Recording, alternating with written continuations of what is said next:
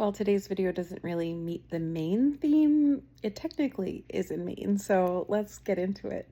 On a 5x7 sheet of watercolor paper, I have this in a portrait orientation today, and I am actually going to be painting myself in this moment as I am right now, what I can see.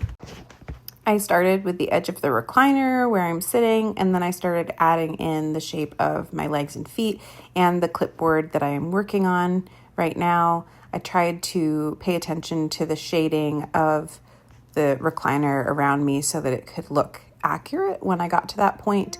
I always try to paint what I see, not what I think I should be seeing.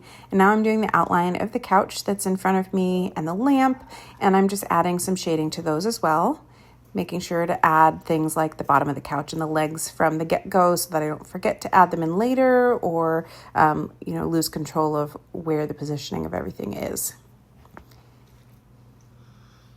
Adding some more darker shades to certain areas of the legs and feet as I go, as I'm sure about the positioning of things.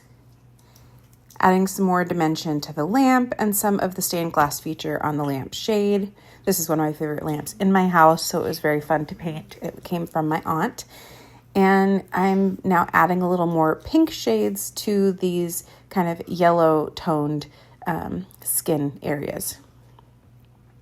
Continuing to work a little more on the lamp shade there and starting to experiment with some of the outlining that gives it more of a realistic look, but trying to play around with, how big those brush strokes can be or how small, how much water to use, how concentrated to make my pigment, etc.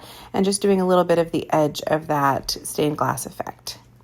Doing a little outlining of the legs to make sure that the shadows are there that need to be, and continuing to add some different tones to the skin areas so that they look more realistic.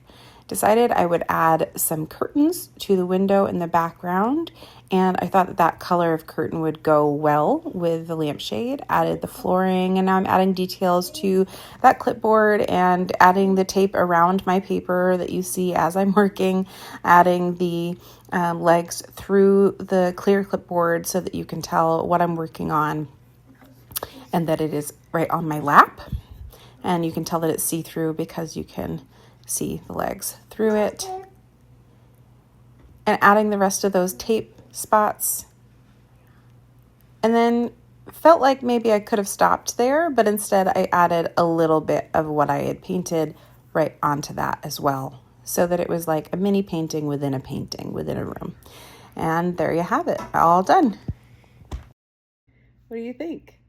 The perspective is very different painting in real time with your eyes on the subjects as they are around you versus looking at a two-dimensional photograph of something that isn't moving. Kind of a challenge, but a fun challenge, and I think it was really cool to do.